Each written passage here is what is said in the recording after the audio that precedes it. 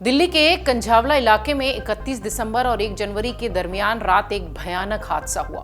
हादसे में जान गंवाने वाली अंजलि को करीब 12 किलोमीटर तक कार से घसीटा गया। इस मामले में पांचों आरोपी पुलिस की गिरफ्त में हैं। वहीं अब पता चला है कि दिल्ली पुलिस पांचों आरोपियों का पॉलीग्राफ या नार्को टेस्ट करवाने के लिए मांग कर सकती है। पुलिस ये पता लगाना चाहती है कि पांचों आरोपी अंजलि और निधि की स्कूटी को टक्कर मारने के बाद भागे क्यों।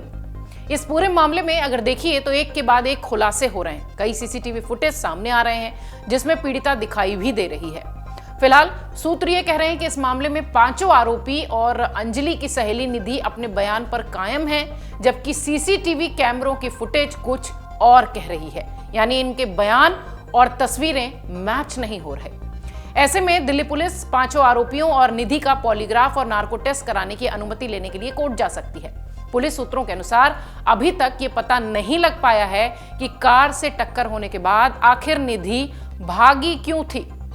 आरोपी दुर्घटना के बाद कार उसके मालिक को देने की बजाय 3 घंटे तक गांवों में क्यों घुमाते रहे। एक साथ बैठकर भी वो अलग अलग पूछने पर अपने अपने दावों पर कायम है। एक आरोपी का कहना है कि पिछली सीट पर बैठे एक युवक ने कार चला रहे दीपक खन्ना को कहा था कि कार के नीचे कुछ अटका हुआ है। इसके बावजूद उसने अनसुना कर दिया। इसलिए पॉलीग्राफ और नार्को टेस्ट की अनुमति के लिए कोर्ट जाने की तैयारी अब पुलिस कर रही है। आपको बता दें कि पांचों के बयान में कोई अंतर नहीं पाया गया और पुलिस ने आरोपियों को, जिनमें कि अमित खन्ना, दीपक खन्ना, मिथुन कृष्णा और मनोज मित्तल हैं, उनको एक साथ भी बिठाया और अलग अलग भी बिठाकर पूछताछ की, पर इनके बयान एकदम एक जैसे थे। बुधवार को आरोपितों से पूछा गया कि पांचों के बयान में अंतर नहीं पाया गया है, ऐसा क्या हुआ है। नाट्य रूपांतरण भी इनका कराया गया, जिसके बाद भी ये एक के बाद एक सवालों पर कायम रहे। उनसे 50 से ज्यादा सवाल पूछे गए, लेकिन सभी ने जवाब एक जैसे दिए। एक और चश्मदीद भी सामने आया और इस मामले में एक और चश्मदीद के आने के बाद अब ये मामला दूसरे तरफ मुड़ता दिख रहा है। एक ट्रक चालक अमित ने बताया कि शनिवार को रात वो मंगोलपुरी से बेगमपुर की ओर जा रहा था। जब राम चौक पर पहुंचा तो एक कार ने ट्रक को ओवरटेक किया। कुछ देर बाद जब उन्होंने कार को ओवरटेक किया तो रियर व्यू मिरर में कार के नीचे युवती फंसी दिखाई पड़ी थी। उन्होंने कार को रुकवाने की भी कोशिश की, लेकिन तब तक आरोपी वहां से निकल चुके थे। अब आपको बताते हैं कि फॉरेंसिक जांच में दरअसल सामने क्या आया है। कार की फॉरेंसिक जांच की जा चुकी है और अंजलि वाहन के अगले बाहें पहिए के पास फंसी हुई दिखाई पड़ी है, क्योंकि उस तरफ ज्यादातर खून के धब्बे पाए गए। फौरी तौर पर देखा जाए तो ऐसा प्रतीत हो रहा है कि महिला का चेहरा कार के मध्य या बूट के आसपास कहीं फंस गया होगा। एक अधिकारी ने यह भी कहा कि अंग और बेल्ट सामने की तरफ फंस गए थे।